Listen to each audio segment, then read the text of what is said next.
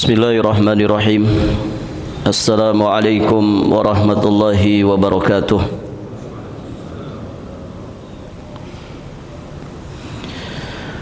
Alhamdulillahi rabbil alamin.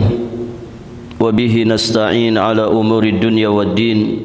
Wassalatu wassalamu ala ashrafil anbiya'i wa imamil mursalin, Nabiyyina Muhammadin alaihi afdalus salati wa atammut taslim, wa ala alihi wa ashabihi ajma'in wa sallama tasliman mazidan ila yaumiddin, thumma amma ba'd.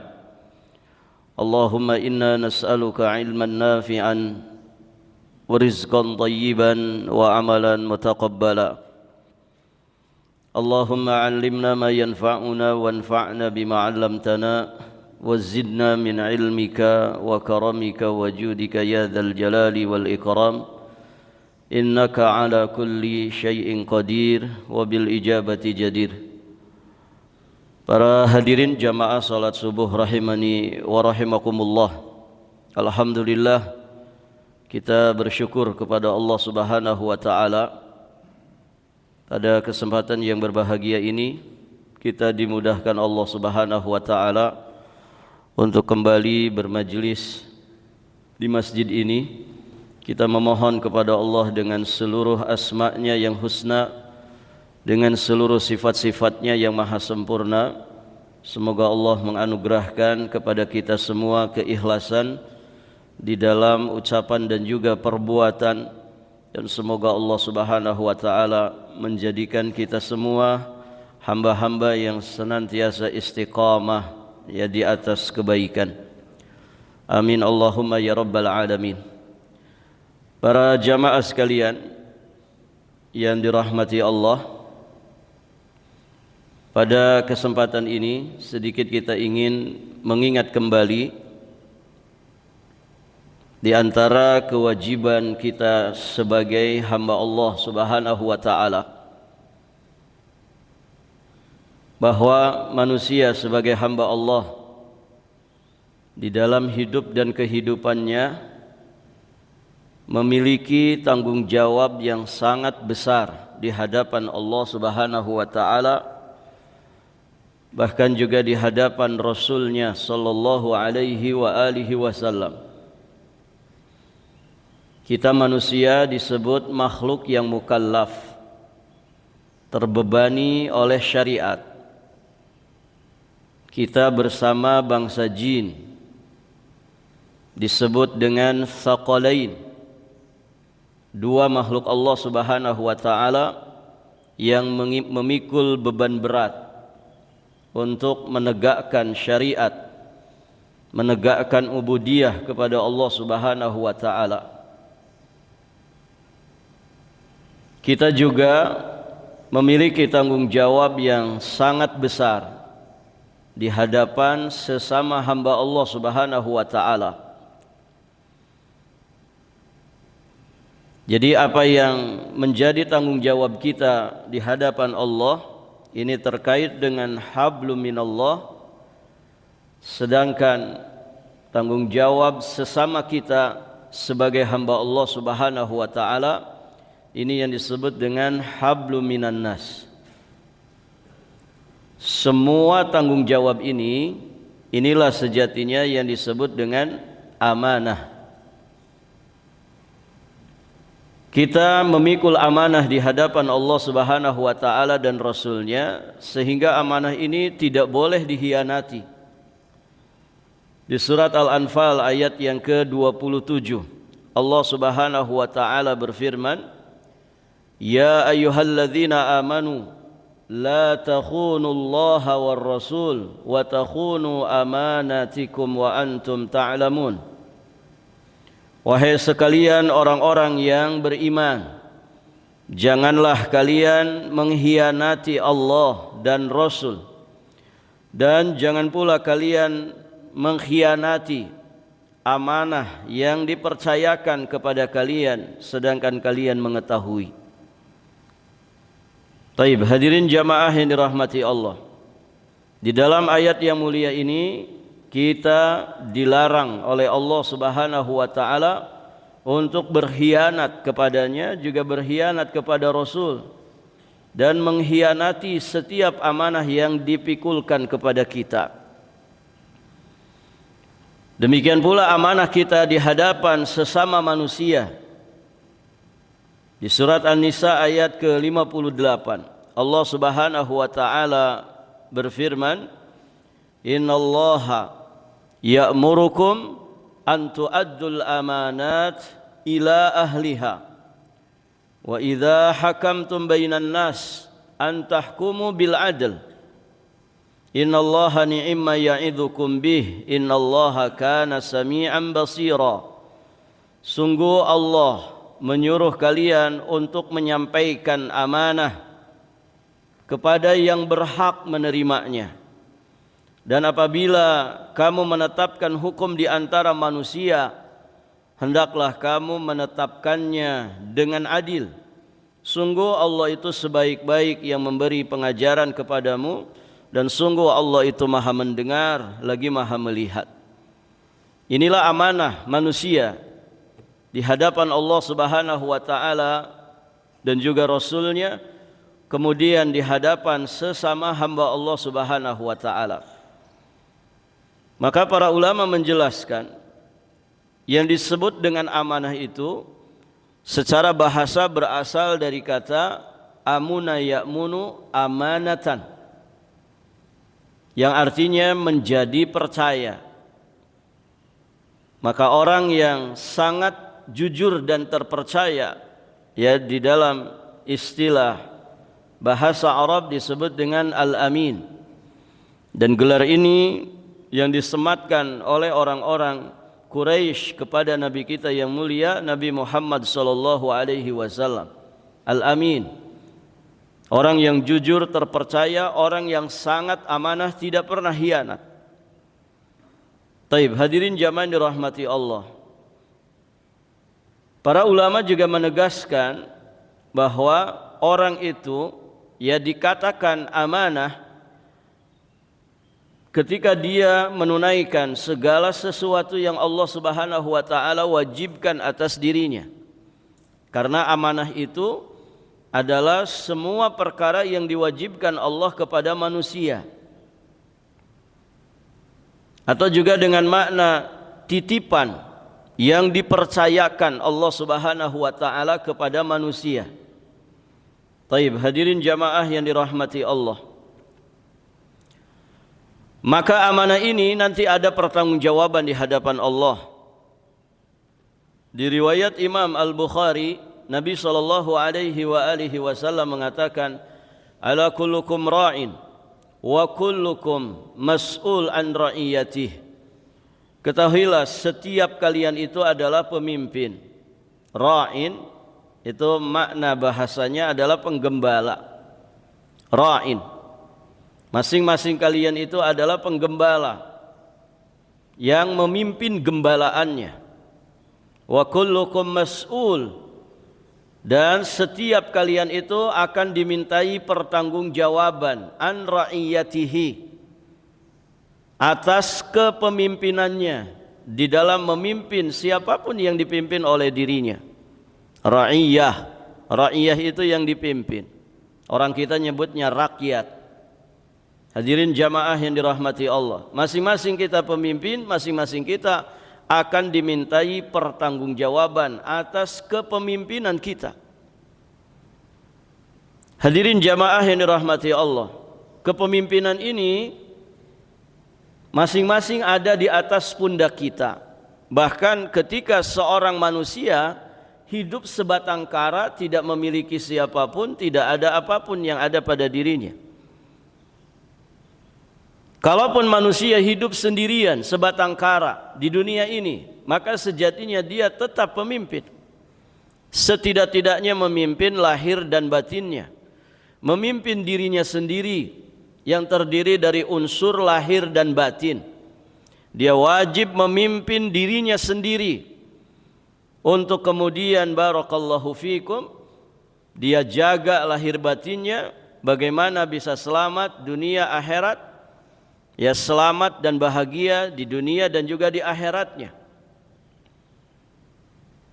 Bagaimana lagi kalau manusia kemudian memiliki istri? Bagaimana lagi kalau kita memiliki anak keturunan? Bagaimana lagi kalau kita kemudian memiliki amanah-amanah yang lainnya? Mungkin di antara kita ada yang diamanahi sebagai pimpinan yayasan. Di antara kita mungkin ada yang diamanahi sebagai pimpinan ya dari satu sekolahan madrasah. Sebagian kita mungkin diamanahi untuk menjadi ketua rukun tetangga, ketua RT. Ada yang mungkin diamanahi jadi ketua RW. Ada yang mungkin diamanahi untuk memimpin sekian kepala rumah tangga. Satu barakallahu fikum, ya satu kelurahan, satu kecamatan, ya satu kota, satu kabupaten, satu provinsi, dan terus ke atas. Amanah yang semakin besar yang kemudian dipikulkan ya di atas pundak kita. Nah, semua amanah ini para jamaah yang dirahmati Allah ada pertanggungjawabannya di hadapan Allah Subhanahu wa taala. Apa yang kita lakukan untuk Allah dan apa yang kita perbuat untuk sesama hamba Allah Subhanahu wa taala, semua itu ada pertanggungjawabannya di hadapan Allah.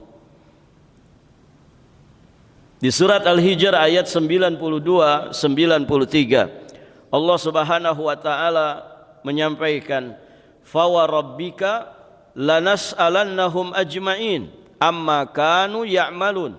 Maka demi Rabbmu, kami pasti akan menanyai mereka semua tentang apa yang telah mereka kerjakan dahulu. Semua perjalanan kehidupan kita di dunia ini, setiap episode kehidupan yang kita lalui di dunia ini, semua ada pertanggungjawabannya di hadapan Allah Subhanahu wa taala. Maka hadirin jamaah yang dirahmati Allah, Allah taala memberikan peringatan yang sangat keras tentang lalainya kebanyakan manusia terhadap amanah yang besar ini.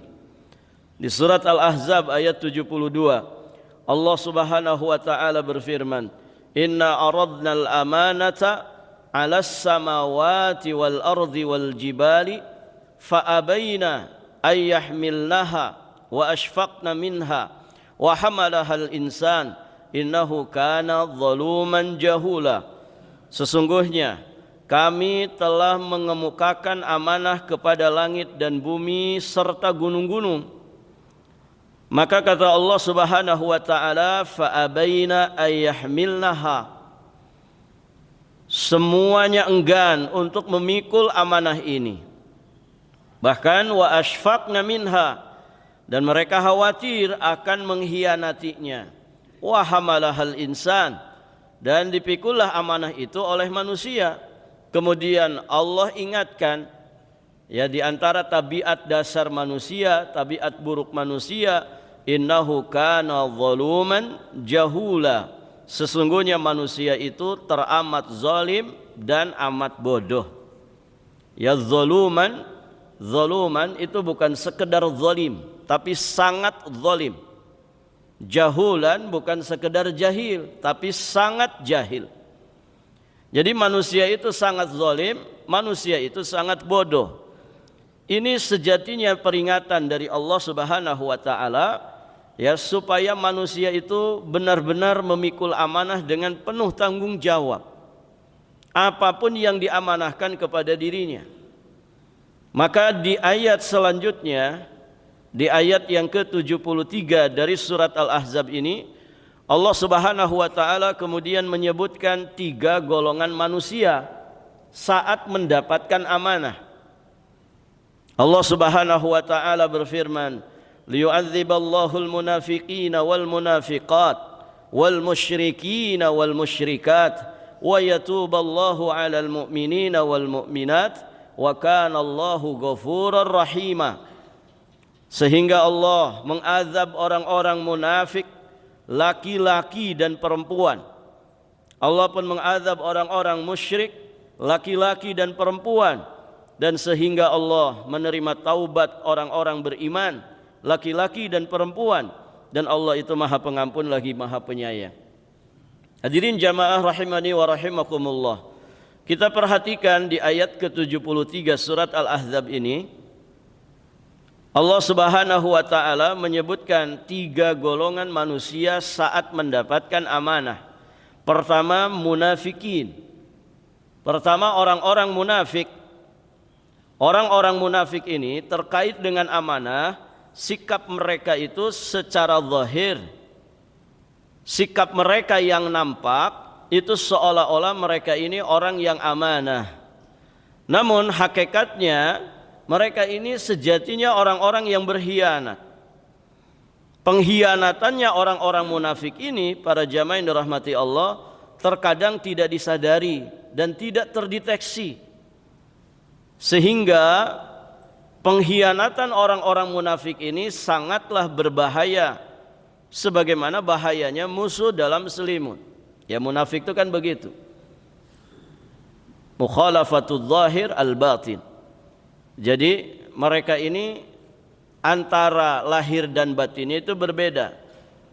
Antara casing dan dalamannya itu berbeda. Lain di depan, lain di belakang. Mereka berwajah 2 bahkan bisa lebih. Begitu ya. Hadirin jamaah yang dirahmati Allah. Lain ketika sendirian, lain ketika banyak orang. Lain di hadapan manusia, lain di hadapan Allah Azza wa Jalla. Nah, ini munafik. Nah, terkait dengan amanah, mereka ini tampilannya tampilan orang yang amanah. Sejatinya mereka ini para pengkhianat. Ya, musuh dalam selimut itu kan begitu. Menikam dari belakang. Taib, para jamaah yang dirahmati Allah. Nah, ini munafikin. Dan yang kedua, musyrikin. Nah, kalau musyrikin, para jamaah yang dirahmati Allah, mereka ini memang orang-orang yang tidak amanah, baik secara lahir maupun secara batin. Musyrikin atau kafirin tentu ini mudah terdeteksi, karena kalau mereka berkhianat, terang-terangan berkhianat. Lahir batin mereka itu sejatinya bukan orang-orang yang amanah. Kemudian kelompok yang ketiga, kelompok orang-orang beriman. Nah, mereka inilah para jamaah yang dirahmati Allah, orang-orang yang selamat terkait dengan masalah amanah. Kenapa? Karena barakallahu fikum, secara lahir dan secara batin, jiwa dan raga, mereka itu selalu memegang amanah yang diembankan kepada dirinya. Mereka inilah orang-orang yang dipuji oleh Allah Subhanahu wa taala sebagai orang-orang beriman yang mendapatkan falah. Qad aflahal mu'minun. Sungguh telah mendapatkan falah orang-orang beriman. Ya, falah itu kesuksesan dan kebahagiaan. Taib, hadirin jamaah yang dirahmati Allah. Nah, salah satu di antara sifat mereka di ayat ke-8 dari surat Al-Mu'minun, Allah Subhanahu wa taala menyampaikan, walladzina hum liamanatihim wa ahdihim raun. Dan sungguh beruntung orang-orang yang memelihara amanah, menjaga amanah dan juga janjinya. Baik, para jamaah yang dirahmati Allah, ini orang-orang beriman. Mereka berpegang teguh dengan amanah dan juga janji yang disampaikan. Kalau tadi munafik, ya, suka ngobrol janji. Saya akan begini, saya akan begitu, nanti saya akan begini dan begitu. Ya, taib, hadirin jamaah yang dirahmati Allah. Itu di awal, nanti di tengah, di akhir lain lagi ceritanya. Orang-orang munafik, ya, casingnya sepertinya amanah, sejatinya mereka para pengkhianat. Orang kafir di depan, di belakang sama. Mereka ini orang-orang terang-terangan tidak amanah. Taib, para jamaah yang dirahmati Allah. Maka hanya orang-orang beriman yang dipuji oleh Allah Subhanahu wa taala dengan akhlak mulia ini, bahwa mereka adalah orang-orang yang amanah. Apa yang menjadikan mereka ini amanah? Ilmu dan iman yang ada terpatri di dalam jiwa dan raga mereka, yang kemudian terus-menerus mendorong mereka untuk selalu amanah, sekecil apapun kepercayaan yang diberikan kepadanya. Karena baginya dia bukan hanya sekedar bermuamalah, berinteraksi dengan manusia, tapi sejatinya mereka sedang berinteraksi dengan Allah Azza wa Jalla, Zat yang maha kuasa atas segala sesuatu, yang maha melihat lahir batin manusia, maha mengetahui luar dan dalamannya manusia. Maka orang-orang yang kemudian dalam hidup dan kehidupan dunianya, dalam interaksi dan muamalahnya, dia senantiasa merasa diawasi oleh Allah Subhanahu wa taala, dia sedang berinteraksi sejatinya dengan Allah. Biasanya orang seperti ini pasti akan amanah. Berarti ada iman pada dirinya. Oleh karenanya Nabi SAW di riwayat Imam Ahmad dari sahabat yang mulia Anas bin Malik radhiyallahu taala anhu, Nabi menyampaikan, la imana liman la amanata lahu wala dina liman la ahda lahu. Tidak sempurna keimanan bagi orang yang tidak amanah. Jadi orang yang tidak amanah itu sejatinya sedang bermasalah imannya. Para pengkhianat itu sejatinya sedang bermasalah imannya. Wala dina liman la ahda lahu, dan tidak sempurna agama seseorang bagi yang tidak memenuhi janji. Inilah akhlak orang-orang beriman. Mereka memegang teguh amanah yang diembankan kepada mereka sekecil apapun, dan mereka orang-orang yang senantiasa memenuhi, menepati janjinya. Jadi al-wafa bil ahdi, menepati janji dan juga amanah, ini sering disandingkan. Sering disandingkan. Karena ketika orang itu diamanahi, dipercayai satu amanah, barakallahu fikum, ya maka dia biasanya barakallahu fikum, dia akan memberikan janji supaya orang itu yakin, supaya orang itu percaya kepada dirinya di dalam mengemban amanah itu. Maka ini selalu disandingkan antara amanah dengan janji. Hadirin jamaah yang dirahmati Allah. Nah, orang yang beriman itu dia akan menjaga, berpegang teguh dengan amanahnya dan selalu menepati janjinya. Dia tidak akan menyia-nyiakan amanah dan janjinya itu. Karena sejatinya dia sedang beramanah di hadapan Allah. Dia sedang berjanji di hadapan Allah Azza wa Jalla. Di hadis yang lain yang terdapat di Sunan Ibnu Majah dari sahabat yang mulia Fadhalah bin Ubaid radhiyallahu taala anhu, Nabi sallallahu alaihi wasallam juga bersabda, al-mu'minu man aminahun nas ala amwalihim wa anfusihim, wal muhajiru man hajaral khataya wadh-dhunub. Seorang mukmin adalah orang yang manusia merasa aman terhadap harta dan jiwa mereka darinya. Seorang mukmin, mukmin sejati itu, mukmin lain, manusia lain itu merasa aman terhadap harta dan jiwa mereka. Jadi mereka tidak takut hartanya dirampas oleh orang beriman ini. Mereka tidak takut jiwanya akan termadharati, dibahayakan oleh orang beriman ini. Nah, itu orang beriman. Jadi orang beriman itu, hadirin jamaah dirahmati Allah, kehadiran mereka, keberadaan mereka tidak menjadi ancaman bagi harta dan jiwa manusia. Berarti sebaliknya, orang-orang yang tidak beriman, keberadaan mereka, kehadiran mereka itu menjadi ancaman bagi harta dan jiwa orang lain. Jadi orang itu tidak merasa aman dari gangguannya, dari bahayanya. Nas'alullah al-afwa wal-afiyah wassalamah. Begitu seorang mukmin. Jadi kehadirannya, keberadaannya di tengah-tengah manusia memberikan jaminan keamanan terhadap harta, terhadap jiwa, bahkan kehormatan mereka. Taib, para jamaah yang dirahmati Allah. Maka Umar ibn al-Khattab radhiyallahu ta'ala anhu di salah satu athar yang derajatnya hasan li ghairihi, Umar ibn al-Khattab yang wafat di tahun 23 Hijriah radhiyallahu taala anhu, beliau pernah berkata, kata sahabat Umar, la taghurrannakum tantanatur rajuli bil lail, yakni salatahu, fa innar rajula kullar rajuli man addal amanata ila man i'tamanahu wa man salimal muslimuna min lisanihi wa yadihi. Janganlah ibadah seseorang di malam hari, yakni salat malamnya, membuat kalian itu terpedaya.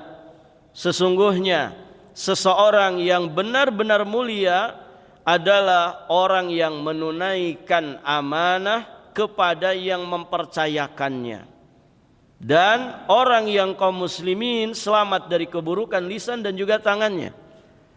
Inilah rejal, inilah laki-laki yang mulia di sisi Allah Subhanahu wa taala. Mereka yang menunaikan amanah, ya, kepada orang yang mempercayakan amanah itu kepada dirinya, dan orang yang kaum muslimin lain selamat dari gangguan lisan dan juga tangannya. Jadi jangan tertipu dengan tampilan luar. Hadirin jamaah yang dirahmati Allah, asar dari sahabat yang mulia Umar ibn Khattab ini memberikan beberapa pelajaran kepada kita semua. Yang pertama, standar kemuliaan, standar keutamaan seseorang itu bukan pada ibadah lahiriahnya semata, bukan pada casing luar. Karena kalau sekedar itu, ya munafikin juga bisa. Mereka sholat di belakang Nabi bisa, mereka menampilkan casing keislaman bisa, mereka menampilkan casing kesolehan juga bisa, mereka jaim, ya, di hadapan manusia bisa.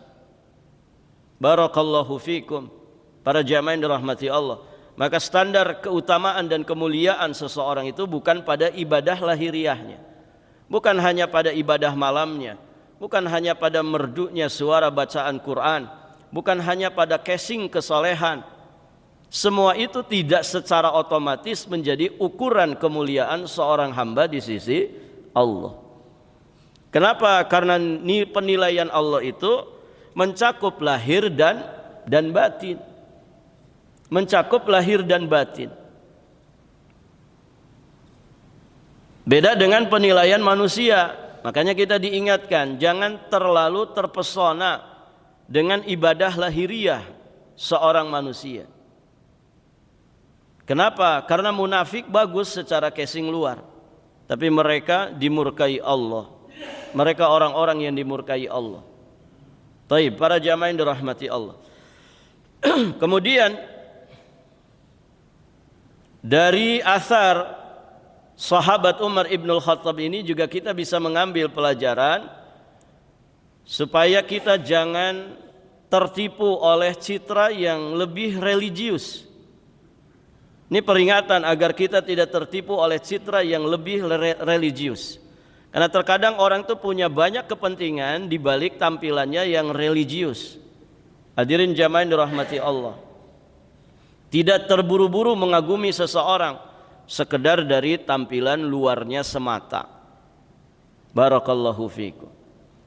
Tidak semua yang casing luarnya itu sepertinya orang soleh kemudian benar-benar soleh di sisi Allah. Taib. Dan juga memberikan pelajaran kepada kita bahwa keberkahan itu dari ibadah dan keimanan yang benar, bukan dari casing semata. Makanya kalau kita membahas tentang hakikat hijrah, ternyata hakikat hijrah itu adalah hijrahnya hati kita ini, bukan hijrahnya casing, bukan hijrahnya penampilan. Ya dulu potong jenggot, sekarang tidak potong jenggot misalkan. Ya dulu pakai baju preman, sekarang pakai baju ahli masjid. Ya dulu suka umbar aurat, sekarang pakai jilbab, ya, bahkan pakai cadar. Hijrah itu bukan hanya hijrahnya penampilan. Hadirin jamaah yang dirahmati Allah, tapi hakikat hijrah itu adalah orang yang hijrah dengan lahir dan batinnya, Hijrahnya hati itu yang paling mendasar. Hijrahnya hati yang paling mendasar. Dia hijrahkan hatinya yang dulunya barakallahu fikum punya keimanan yang menyimpang, sekarang imannya lurus, akidahnya lurus. Dulu dia cinta kepada maksiat, sekarang dia cinta kepada taat. Begitu para jamaah yang dirahmati Allah. Hijrahnya hati. Karena keberkahan itu bersumber dari ibadah dan keimanan yang benar. Ibadah yang benar itu akan melahirkan amanah. Keimanan yang benar itu akan melahirkan rasa aman bagi orang lain. Dan hakikat takwa adalah sesuai dengan apa yang tersimpan di dalam hati manusia. Nah itu juga takwa sesungguhnya itu adalah takwanya hati. Ya.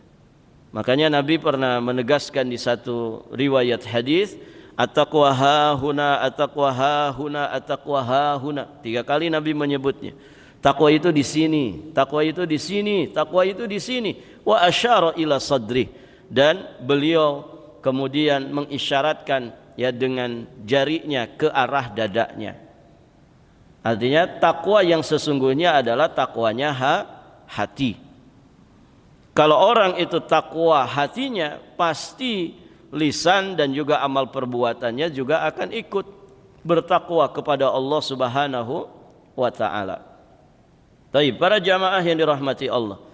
Kemudian yang keempat, pelajaran dari asar sahabat yang mulia Umar ibnul Khattab ini, kita dari sini memahami bahwa amanah dan akhlak mulia itu adalah bukti dari keimanan. Maka amanah itu tolak ukur keimanan. Kalau orang itu beriman, pasti dia memiliki sifat amanah. Semakin tinggi kualitas imannya, semakin besar dia berpegang teguh terhadap amanahnya. Semakin kuat dia berpegang teguh terhadap amanahnya.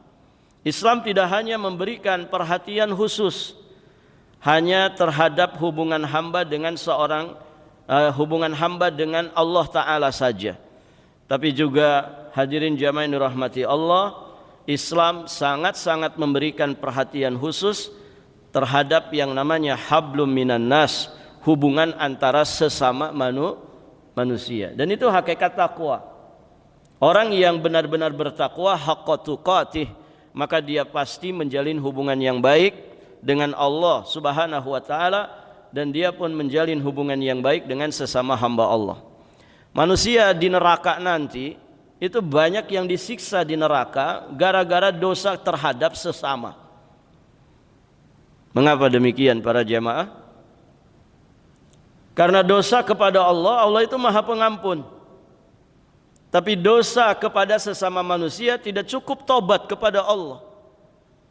Dia harus menyelesaikan urusannya dengan manusia yang dizaliminya. Harus diselesaikan.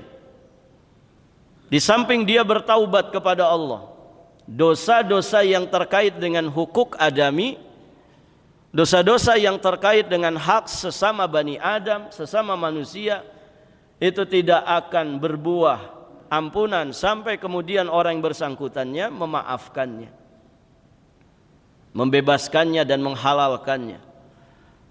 Jadi tidak selesai kecuali dengan menyelesaikan urusannya, sangkut pautnya dengan manusia. Hadirin jamaah yang dirahmati Allah, maka berhati-hati terkait dengan muamalah interaksi kita dengan sesama manusia.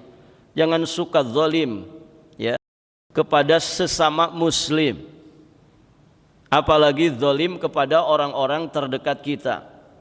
Bapak punya istri, ya punya tanggung jawab besar terhadap istri kita ini. Istrinya 1 tanggung jawab itu, apalagi istrinya 4 ya. Lahir batinnya, dunia akhiratnya. Dulu saat kita ijab qabul, qabiltu nikahaha wa tazwijaha ala mahrin mithl ya. Saya terima nikahnya, kawinnya putri bapak dengan mas kawin yang disebutkan. Itu sejatinya ya kita sudah betul-betul bertanggung jawab. Saya tanggung jawab terhadap putri bapak, lahir batinnya, dunia sampai akhiratnya. Begitu. Hadirin jamaah yang dirahmati Allah, tanggung jawab kepada istri itu bukan hanya memberi nafkah, bukan hanya ngasih duit tiap bulanan, bukan hanya itu, pendidikannya, ya, agamanya, ibadahnya, semua tanggung jawab kita. Dan itu nanti ada pertanggungjawaban di hadapan Allah. Kita akan ditanya tentang itu. Anak-anak kita juga demikian. Tanggung jawab pendidikan mereka itu bukan di atas pundaknya guru-gurunya di sekolah, tapi tanggung jawab kita yang nanti akan dimintai pertanggungjawaban tentang pendidikan anak itu ya kita, orang tuanya, bukan guru-gurunya di sekolah. Artinya apa? Dengan menyekolahkan anak tidak berarti kemudian tanggung jawab pendidikan itu selesai. Orang tua tetap wajib mendidik, karena yang akan dimintai pertanggungjawaban itu orang tua. Sekolah itu partnernya orang tua. Sekolah itu yang kita ajak kerjasama. Mereka bukan penanggung jawab sepenuhnya. Tetap orang tua nanti yang akan dimintai pertanggungjawaban di hadapan Allah tentang pendidikan anak-anaknya. Dan demikian seterusnya. Kalau kita punya amanah-amanah yang lain juga demikian. Ya, kita akan dimintai pertanggungjawaban. Maka orang beriman dia akan berpegang teguh dengan amanah.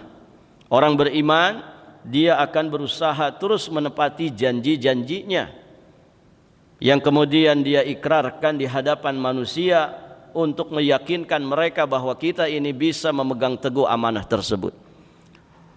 Nah, itu sekup yang kecil. Bagaimana dengan yang lebih besar dari itu? Kita jadi ketua RT, kita jadi ketua RW, jadi lurah, jadi camat. Ya, semakin banyak yang di bawah tanggung jawab kita, berarti semakin besar nanti ya pertanyaan Allah Subhanahu wa taala di kehidupan akhirat. Ya, semua itu akan ada pertanggungjawabannya. Jika kita lulus di dalam mengemban amanah, betapa besar pahala yang akan kita dapatkan. Bayangkan Bapak kalau bisa mensejahterakan seluruh rakyat Indonesia 280 juta, sejahtera semuanya. Aman mereka lahir batinnya, barakallahu fikum, aman hartanya, aman jiwa dan kehormatannya. Kita sebagai pemimpinnya dapat pahala yang lebih besar dari mereka. Berarti kita dikatakan sebagai imamun adil, pemimpin yang adil. Dan itu nanti menjadi nomor pertama di akhirat. Mereka mendapatkan mimbar-mimbar keistimewaan dan keutamaan, kemuliaan, kehormatan yang luar biasa. Doa-doa mereka mustajab, mereka mendapatkan derajat yang sangat tinggi di sisi Allah. Tapi sebaliknya, kalau kemudian kita jadi pengkhianat, wal iyadzu billah, maka kita akan mendapatkan hukuman yang terberat. Maka hadirin jamaah yang dirahmati Allah, beruntung dan berbahagialah orang yang memiliki sifat amanah, karena siapa yang memilikinya berarti dia berakhlakul karimah dan dia dikatakan sebagai mukmin yang baik. Dan orang yang berakhlakul karimah, kata Nabi SAW, mereka akan menjadi orang yang paling dicintai oleh Nabi, paling dekat majelisnya, tempat duduknya bersama Nabi nanti di surga Allah. Inna min ahabbikum ilayya wa aqrabikum minni majlisan yaumal qiyamah ahasinakum akhlaqa. Sesungguhnya yang paling aku cintai di antara kalian dan yang paling dekat majelisnya denganku pada hari kiamat adalah yang paling baik akhlaknya. Akhlak amanah ini, hadirin jamaah yang dirahmati Allah, ya, semakin banyak hilang pada kaum muslimin. Ya. Manusia di masa ini krisis amanah, ya, sehingga kadang sulit untuk kemudian kepada siapa amanah ini diembankan. Kenapa? Nyaris ya didapatkan ketika ada orang yang diembankan amanah, mereka pada berkhianat. Maka hadirin jamaah yang dirahmati Allah, semoga Allah Subhanahu wa taala menjadikan kita semua, menjadikan anak keturunan kita, menjadikan keluarga kita, menjadikan kaum muslimin dimanapun mereka berada memiliki akhlak yang mulia ini, menumbuhkan iman ya pada diri mereka sehingga mereka ya benar-benar berpegang teguh kepada amanah, menunaikan amanah dengan sebaik-baiknya, sesederhana apapun amanah yang diembankan kepada mereka. Amin Allahumma ya rabbal alamin. Baik para jamaah yang dirahmati Allah, sampai di sini saja pelajaran kita. Semoga yang sedikit ini menjadi pengingat dan juga peringatan bagi kita semua untuk bisa menjaga amanah, ya. Tidak usah jauh-jauh, kita sendiri sejatinya sudah terlalu banyak amanah yang dipikulkan kepada kita, ya. Lihat orang-orang di sekitar kita, ya. Mungkin kita punya istri, punya anak keturunan, punya keluarga, punya karib kerabat, atau bapak punya usaha, kemudian di sana banyak karyawannya. Itu semua amanah yang ada di atas punggung kita semua, ya. Jangan sampai kemudian orang-orang yang di bawah tanggung jawab kita itu mereka terlantar. Ya, kalau kita punya karyawan jangan sampai lambat gajinya, ya, jangan sampai kita lambat ngasih gaji. Kenapa? Karena itu madarat bagi mereka. Bisa jadi mereka punya hutang yang barakallahu fikum sudah jatuh tempo. Barangkali beras mereka sudah habis, makanan pokok persediaan mereka sudah habis. Maka jangan sedikit pun, ya, kita kemudian masuk kepada celah pengkhianatan, ya. Semoga Allah menganugerahkan kepada kita semua sifat amanah, ya, secara lahir dan batin, dan semoga Allah meluluskan, ya, ujian amanah ini bagi kita semua. Barakallahu fikum. Akhiru da'wana anil hamdulillahi rabbil alamin. Subhanakallahumma wa bihamdik asyhadu an la ilaha illa anta astaghfiruka wa atubu ilaik. Wassalamualaikum warahmatullahi wabarakatuh.